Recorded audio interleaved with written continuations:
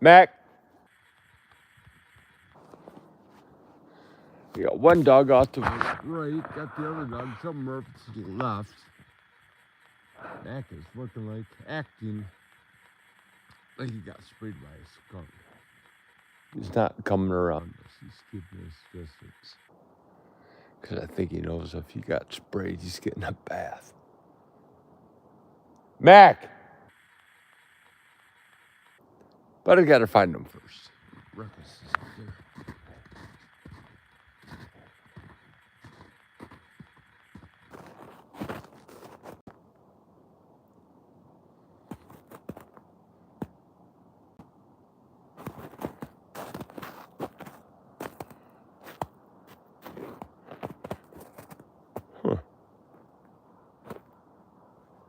Mac!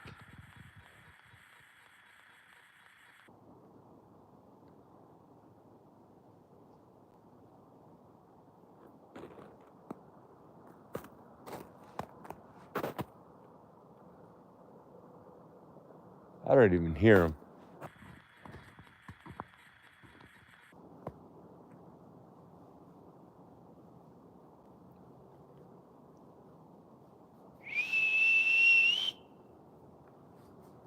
What the hell is your problem? What are you doing? What are you doing? Now we're looking at his feet, making sure he's all right. What are you doing? Doesn't smell. He was out there. All right, curse is averted. We do feed him.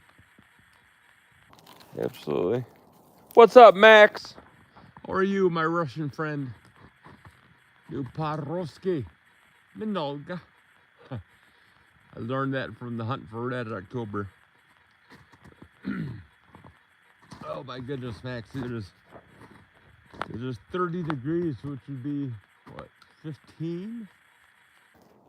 I think Celsius, 50 minus 26, something, plus 26. I can't remember. It is finally starting to thaw.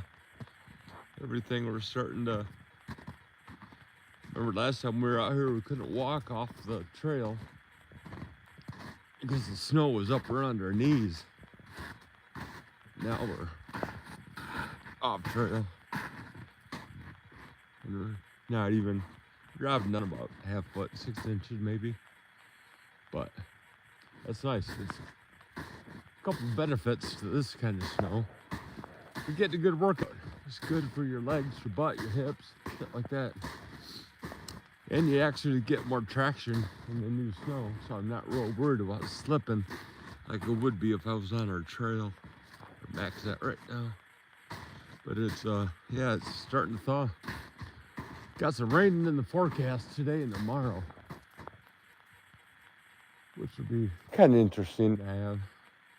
Luckily, we got all the snow off the roof, so we're fine with that at home. And again, there's another native trail marking a bent tree. You watch, there's another one over there. If you watch our before videos, the natives would mark their trail by bending the tree over. Not over, but making a notch out of it. It's pretty cool. And you'll see these kind of trees all over our property back here. There's the other one right there. But yeah, it's really pretty interesting. There's 4 or 5 of those up here in this, I don't know, 20 acres that we're on right now. This is state land. There's another one up here. Oh. Right through the trees. Right there. There's another one. But this is perfect walking right now. Man. The big guy fell over.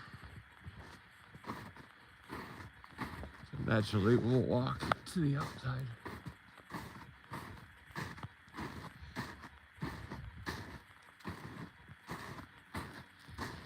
I'll just looks like this tree got split. It is split, either from age or not lightning, there's no scorch marks. But what it is now is a home. It's somebody's house. Probably a porcupine that my boys have found many, many times. Yeah, got some scratching. So do some scratching on the tree. It's pretty cool. Oh, yeah. Hey, what's up, chat? How is everybody? Where is that? I am in northern Michigan. I am in Emmett County. You look at Michigan, we have the Lower Peninsula. I'm at the very tip of your middle finger. I'm a half hour away from the Mackinac Bridge, an hour and a half away from Canada, half an hour away from Lake Michigan, like 20 minutes away from Lake Huron over there, Sheboygan way. So yeah, I'm in it right in the middle of nowhere, which is perfect. This is all state land that we're on. Our property borders up to this. If we don't have, that's going east, where the dogs are going. There's nothing for, Jesus, a mile. But north, there's nothing till you get to Robinson Road. That's well over a mile. South is all owned by a big LLC. And over behind me is our housing development, our HOA. And we have property that borders this state land. So needless to say, we don't get a lot of people out here, which is the reason why we're free to do pretty much whatever we want back here. Which sounds very nefarious. It's not. All we do is walk back here and generally cause a ruckus with all the wildlife.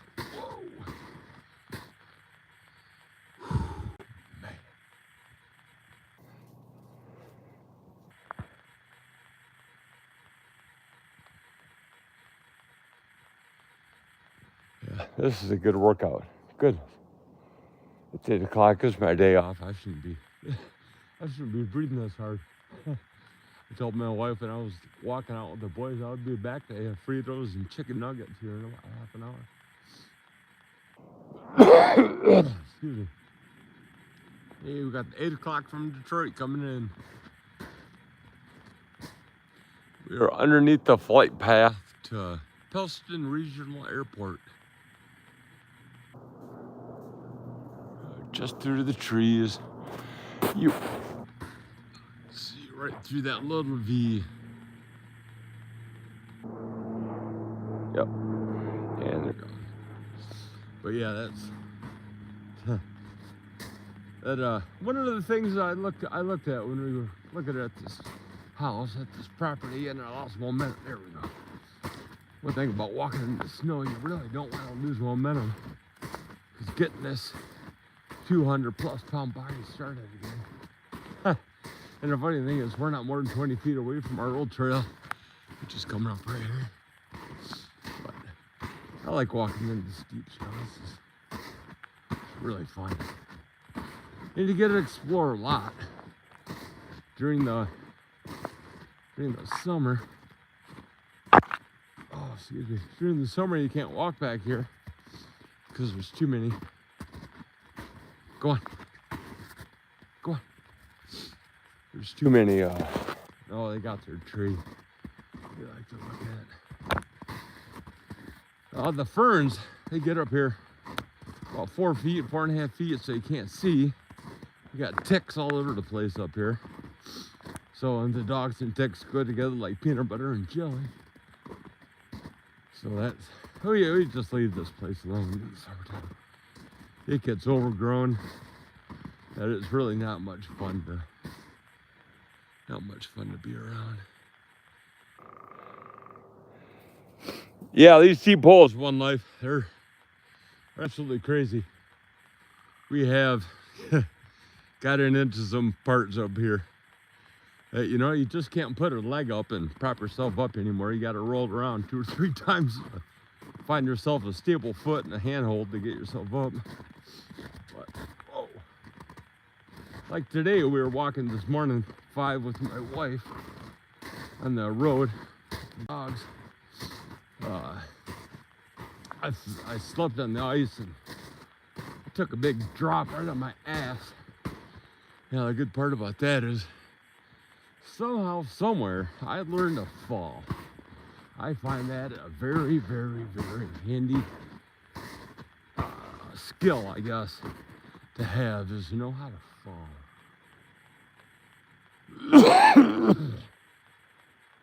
Especially walking out here. Like you said, you got the deep holes if you're falling. You don't fall the right way, you're gonna snap your twigs in half. Your knees are gonna go with it. Or God forbid you do everything, an ankle, knee, hip, you're fucked.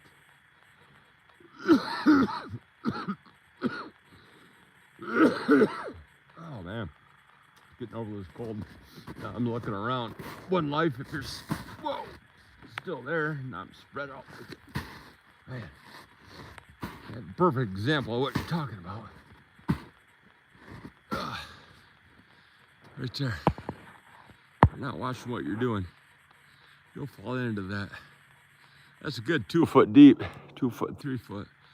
You get caught in there, you're gonna have a hell of a time trying to get yourself out. And you better hope you don't wedge your feet in there somehow. Because no matter how deep the snow is here, I can still feel the trees and all the stuff that has fallen before underneath here. It's part of the deal. Ow, part of the deal. Walking out here. Always keep your feet going. Where you're putting your feet. Yeah, we're getting our workout for the day. Like I said, it's supposed to be 40. It's gonna rain here in a couple hours. So I want to get the boys out. Get them tired before the rain comes in, because they're a bunch of prima donnas. They don't like the rain. There's a song like that somewhere. You can hear the opinionated woodpecker back over there.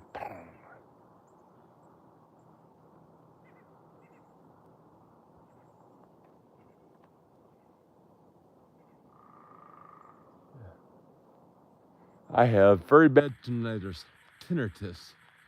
we call it now. So I have a constant ringing in my ears, no matter what, 24 hours a day. So to be able to thoroughly enjoy this, I couldn't imagine what it was like to have that. The immense wall of just black sound. It's like a blanket. I remember 5-6 years ago, I think it was around Christmas time. It was at night. My boys are up at the open spot up there, so we're gonna try and mosey ourselves out there. But I was sitting had the fire going. It was night. We had Christmas lights up, so it was a good. You know, we always have a good time around Christmas at our house. Lights and shit. All of a sudden, that ringing in my ear was gone. And it was for, I want to say 6 to 10 seconds. I heard nothing. It was so enveloping. It was just like a blanket of, like, holy cow. And I remember looking at my wife going, this is what it's like, holy shit. And then it came back. My ringing in my ears came back.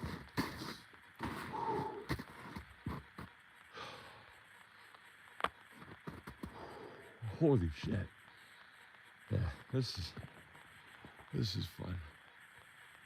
This is fun.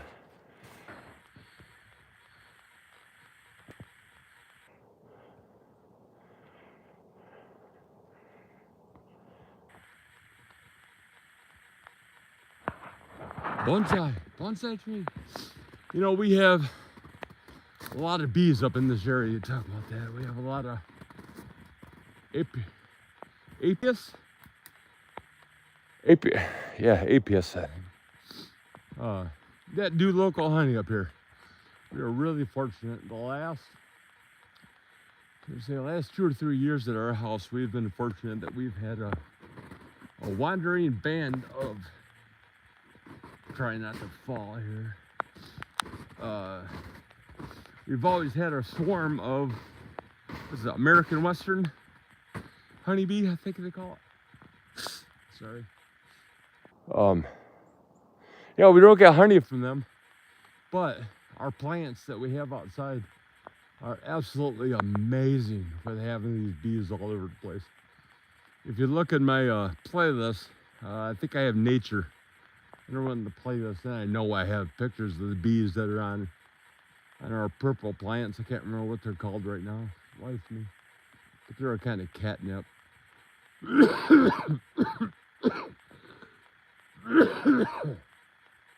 But yeah, I love having those bees all around there. Absolutely fabulous. Yeah, I don't know where my boys are at. I have absolutely no idea. So, walk through here again. I mean, you can imagine this place in the summertime. This is summertime, springtime, fall. Let's see, the springtime, before all this goes to bloom, and it's still warm and the grass is out, starting to grow. My wife and I and the dogs come out here in the open spaces right over there. We'll make a picnic, I'm kidding. But we will lay in the middle of the area and watch the planes go by and just be like Forrest Gump, watch life go by.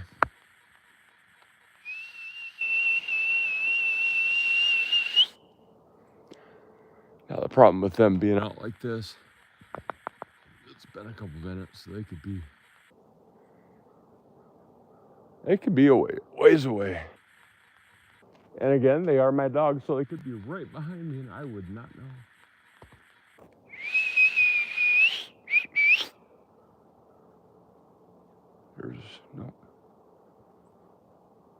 Yep, there's one. Oh, there they are. Mac! Where's your brother?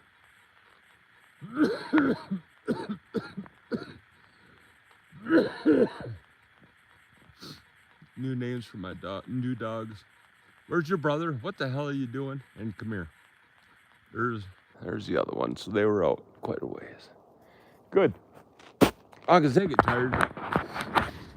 Oh, man. My life is good. God knows I'm going to sleep pretty well today. Oh, my God. I'll tell you what. When like this is absolutely a place to camp. I mean, even just we have, on our property, we have at our house, we'll set up our tent on the outside. We have about a half acre that is nothing but pine trees. And my first thought when we bought that property, and gonna get momentum going, our first thought when I got that property was I wanted to make it look like a state park. You know, pine trees all cut to the same length, right around head length. You wouldn't have a problem walking underneath. Oh my God, yes. So we set up our tent. We got a fire pit sitting there. That's where we go camping. And to be honest, my wife and I used to camp at least once or twice a year before we decided to get dogs. But yeah, well, before we decided to get more than one dog, I should say, we always camped with. Oh, Cody was with us. I think. I can't remember if Cody ever camped with us or not. Cody was my wife's dog that she had when I met her. So, what I'm trying to do is get back to our trail. And I'm getting to that point where I'm getting pooped. My legs are tired. Get this 54-year-old ass back on some easy walking. Life will be good. Yeah, I said this. I'm following my tracks back, and I'm just crazy. Where the hell? Ow! Whoa.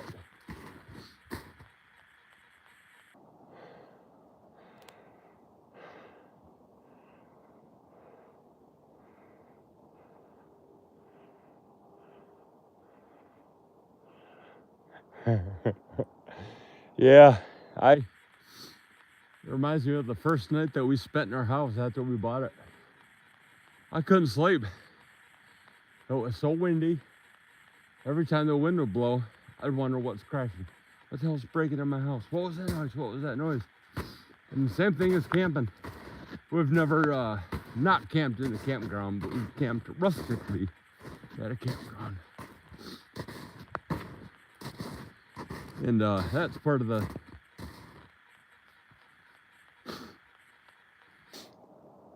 I like camping at that rustic campground because I don't like kids. So that's the number one reason for rustic campground is get away from the families I have for kids.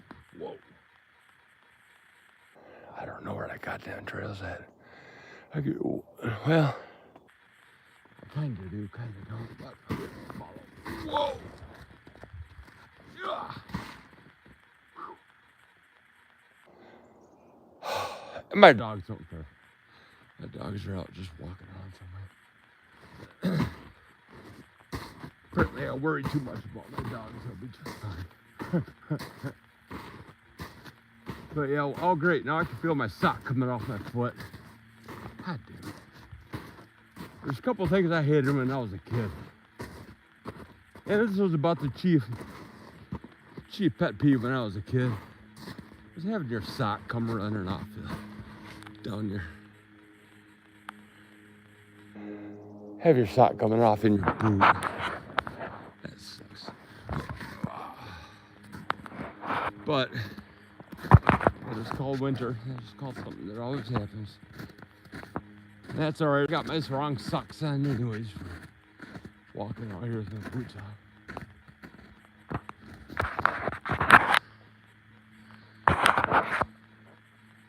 I can hear the builders. I can see the hunting shack. So I know I'm on the right path to get to the trail. Oh, the trail's right up there. I can see it now. But I can't see are the dogs. God knows where they're at. Boys! Here's the other plane coming in. That's FedEx.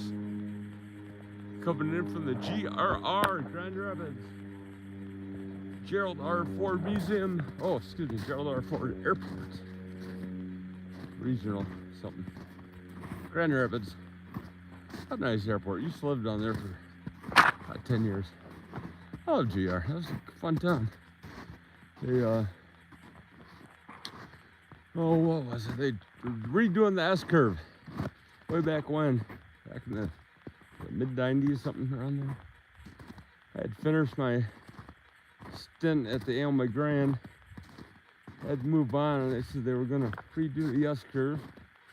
Put the diversion right in front of the restaurant I was at. Not looking forward to having more business because we couldn't handle more business. I buckled. I left. I moved back up to Petoskey. I said, hell, if I can make it there, I can make it anywhere. No, I didn't. I should have stayed down there. There's always, you think about these times in your life where there's always like a life-changing moment that if you would have done this, you would have zigged instead of zagged. I got a call from the executive chef at the Aylmer Grand after he heard I was packing up and leaving. Wanted me to call him. And deep in my heart, I think that was a phone call that, you know, you tried to go on your own, and good job, but it didn't work out. Why don't you come back home and let's give you a career? I think it was that, because that was the kind of guy that he was. Chef Joe Huber. Joseph Huber. Well, who knows? I don't know. But I never called him back. I came up here instead with my girlfriend at the time. Guess Alonzo. Yeah, that was it. I lived up here since then. mini restaurants underneath me built up here, which is fun. Learned a lot. Jesus, that's a good skill that I learned as a youngin' how to cook in a restaurant. Then I learned how to cook. Now I'm learning how to butcher. So I'm dangerous. Yeah, life skill is what I call it. Butchering. I've been butchering for about, I don't know, 6-7 years now. Well, probably closer to 10, I guess. Break down animals, big ones into small pieces. That's what I do. Now the next thing I have to do is get it in my heart to be able to dispatch an animal. There will come a time, I am sure, and I'm prepared to shoot a deer. Weird. But my thing has always been, if they're not hurting you, why are you hurting them? You know, let them be. But seeing as how I hit 3 of them in the last 4 years with my Jeep, I really am starting to lose that opinion very quickly. But there will come a time when I'll have to shoot a deer for meat, sustenance, for the family. Ooh, that was close. But as of just doing it for sport, to shoot, no, I don't do it. I got targets, I got other stuff that I can shoot at, and that's fine for me. I don't need to stop a living being, except with my Jeep. You know, if you decide to jump in front of my Jeep while I'm doing 55, 60, that's not really my fault. I tried. There's a couple of videos on there in my playlist, Jeep versus deer. And there's one where I have a lot of comments of people saying I swerved to hit them. Well, no, if you knew deer, you knew that you're not supposed to swerve to hit deer. Chances are you're gonna hurt yourself more than you're gonna hurt the deer. Step aside and let the little guy go through. Go on. That was. I have a Chinese bumper that costs $110. It's on my Jeep. That has taken 3 deer, a Subaru, a Chevy Equinox, no, a Chevy Traverse, I think, and a white, what the hell was that? A white Toyota, I think, in the parking lot of the grocery store. See these people, they come out of the grocery store and they don't look to see which way they're gonna turn or who's coming. I'm coming for a straightaway. You're merging. You need to learn how to merge. And always be aware of the speed limit. God damn it. Nothing pisses anybody off more than people that can't follow the freaking speed limit. Jesus. Now when it's snowing and blowing and whatever, I get it. I'm not that guy with the Jeep sitting behind you with 4-wheel drive because I can go faster. Nah. I got a wife that drives a Honda, so I understand. I'm back. I don't care. I know I won't get stuck, and if you get stuck, I might be able to pull you out. Maybe.